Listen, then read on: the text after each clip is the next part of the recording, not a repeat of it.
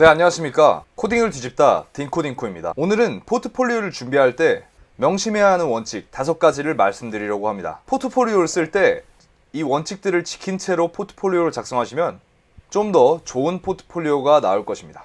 자, 그러면 시작해 보도록 하겠습니다. 첫 번째, 포트폴리오는 부록이다. 포트폴리오는 플러스 요소일 뿐입니다.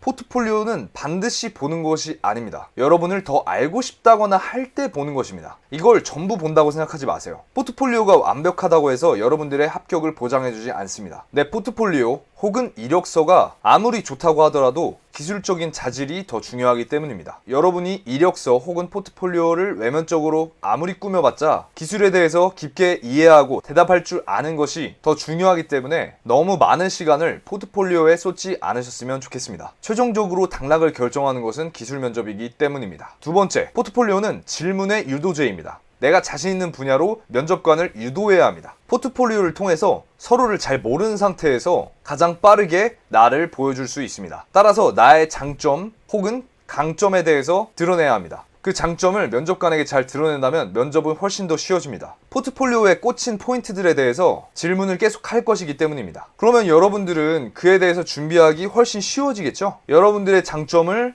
쉽게 노출시킬 수 있을 뿐더러 면접의 방향성까지 유도할 수 있기 때문에 포트폴리오로 합격을 유도하셨으면 좋겠습니다. 세 번째, 포트폴리오는 서비스다. 최대한 친절하고 자세하게 서술하세요. 포트폴리오 제출하시는 분들 중에서는 소스코드를 그대로 올려놓거나 Git 리포지토리를 리드미도 없는 상태에서 첨부하시는 경우들도 있습니다. 그러면 절대 안 됩니다. 면접관이 내가 어떤 부분에서 이 프로젝트를 의미 있게 생각하는지, 어떤 부분에서 고통을 겪었는지에 대해서 설득할 수 있어야 합니다. 만약 GitHub 링크를 제출할 것이라면 최소한 리포지토리에 리드미는 반드시 있어야 합니다. 면접관들은 여러분들의 코드 하나하나를 까볼 만큼 여유롭지 않습니다. 무조건 상세하게 어떤 의미가 있었는지에 대해서 작성해주세요.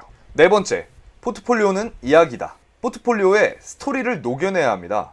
포트폴리오에는 단지 자기가 어떤 기술을 사용해서 무엇을 구현했는지를 작성하는 것이 아닙니다. 가장 중요한 것은 스토리를 녹여내는 것입니다. 여러분의 특별한 경험이 있다면 망설이지 말고 드러내세요. 자신이 어떤 것에 중점을 주고 있는지 은연중에 드러내야 합니다. 저번 영상에서 말씀드렸던 내가 개발자로서의 역량을 가지고 있다는 것을 슬며시 드러내는 소재들을 많이 작성해주세요.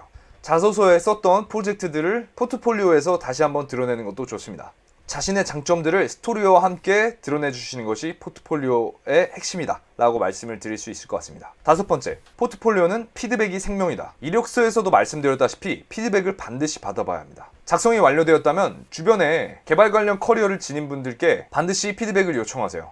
여러분이 보지 못했던 문제점들이나 강조하고자 했으나 그다지 임팩트가 없는 부분들을 발견할 수 있을 겁니다. 되도록 많은 분들의 피드백을 받고 개선해 나가시는 것이 좋습니다. 여기서 더 나아가서 좋은 것은 그분들께 모의 면접을 요청하세요. 포트폴리오에 담긴 내용들에 대해서 마구잡이로 질문이 들어왔을 때 당황하지 않고 대답을 잘 할 수 있도록 준비하셔야 합니다. 여러분, 이렇게 포트폴리오를 준비할 때 명심해야 하는 5가지 원칙에 대해서 말씀을 드려봤습니다. 다음 영상에서는 이제 이 포트폴리오를 본격적으로 작성하기 위해서 필요한 것들, 그리고 예시들에 대해서 한번 설명드리도록 하겠습니다. 그러면 다음 시간에 만나요.